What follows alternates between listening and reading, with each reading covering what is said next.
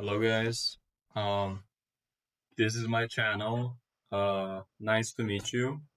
So, this video we will be talking about John 3:16, okay? So, let me pull up the verse.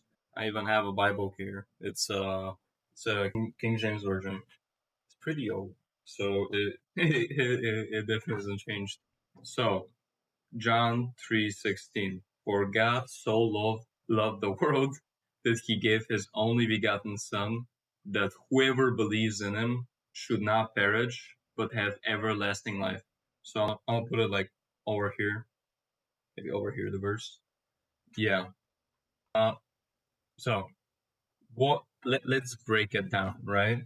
So first part, for God so loved the world, right?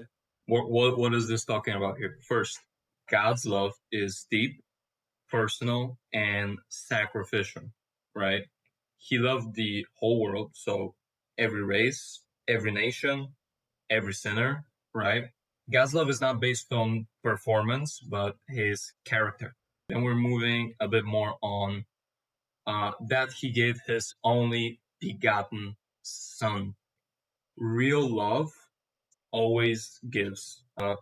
God had God gave what was most precious to him. Jesus wasn't forced; he willingly came to save us. When he was at the cross, and he had multiple choices to call on an army of angels and basically kill everyone in a sense. The gift was costly, not symbolic. So this is not a symbolical gift. This is a literal transaction. This is not symbolical. He just took away our sins. Yeah, no. This was a transactional gift, so it mattered really. Um, a good way that I've heard people talk about it is, let's say you have a judge, and then let's say someone has committed a crime, and they come in front of the judge in the court, right? And let's say the person that he's judging is his friend, his old friend, I don't know, his old buddy, like whatever, right? They're friends, they have a relationship, and the judge loves him in one way or another, right?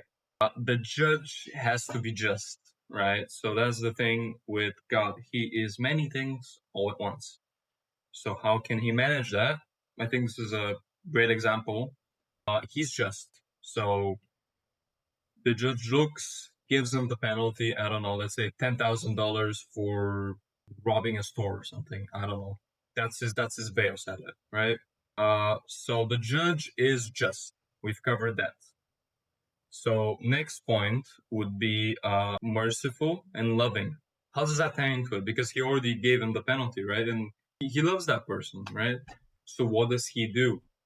After court, he pays for his bail. So he pays the price of the sin, in a sense, the price of the law being broken, right? That's how I like to see it. Okay, moving on. That whoever believes in him, okay, whoever means everyone is invited, regardless of their past. Yeah, belief isn't just a head of knowledge, it means trust, faith, surrender, right? This is not about religion, which a lot of people get to look at. Religion is like the Catholic Church, right? That okay, maybe once in a while they do a crusade and kill people, which is against the Bible, right? That is basically what religion is. But this is a relationship is between you and God, right? Okay, moving on. Shall not perish. Okay, so without Jesus, we're spiritually separated from God. That's perishing. Another thing I should probably make an explanation on is the Trinity. So a way I like to see it is, let's say I'm a game developer, and let's say I have my own game, and I'm making that game, right? Um, and let's say I invite people to play my game. I don't know. Let's say you're a game developer for Roblox, or um, I don't know. Maybe you own a Minecraft server, right? how are you gonna interact with these people? Are you like gonna take over their screen, or maybe you're gonna become a character and playing the game, right? So that's how I kind of see God interacting with us. He has made a bridge between dematerialism, which is now what we can perceive, and materialism, which is what we can perceive, right? That's how I see it. Now, this is just an interpretation my way, so please, I encourage you to study this on your own. I am also new to Christianity, and I think it's very cool. Um, okay, so we're spiritually separated from God. That's perishing. Okay, this is not fear-based. What do I mean by that? It's not threatening. It's truth-based. So this is a literal promise. He is rescuing us from inevitable destruction, right? Which, well, will happen. So, last part, but have everlasting life. Eternal life isn't just about heaven after death, but a new life starting now. So, let's say you're a new Christian, right? When I first became Christian, of course, it wasn't immediately changing and becoming a good person, etc., and starting to follow the laws. It was a gradual process, but it is starting a new life now. I believe Paul was talking about this, where he was saying that we should be good when Jesus Christ comes back, right? Not when we get to heaven, in a sense, right? Um, yeah. Okay.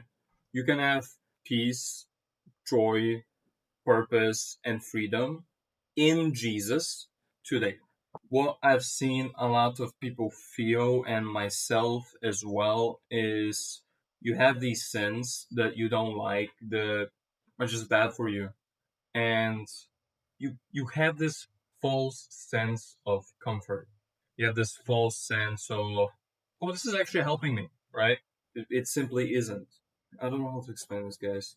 I'm trying to say that the sins that you're currently having right now are nothing compared to the peace, joy, purpose, and freedom that you will have with Jesus, right? This is entirely different level. Okay, let's say I do something perverted in a sense, uh, touching your pickle. I don't know, right? But let's say you do that, okay, and let's say you feel like you only get that dopamine, that happiness when you do it, right? We've all done it, right? We know how it is. And then when you stop, you feel bad, you feel hurt in a sense. You feel like I need it, I need it, I need it. But the thing is, stay close to Jesus, and at one point it will stop. You will realize how deep in garbage you were doing these stuff. You'll realize how bad what you're doing actually is. Yeah. So for next video, I think I'll be covering 1 Corinthians 13. I think verse 4. Do you want talking about love and properly defining it? But I'll need to study as well on it. So see you guys.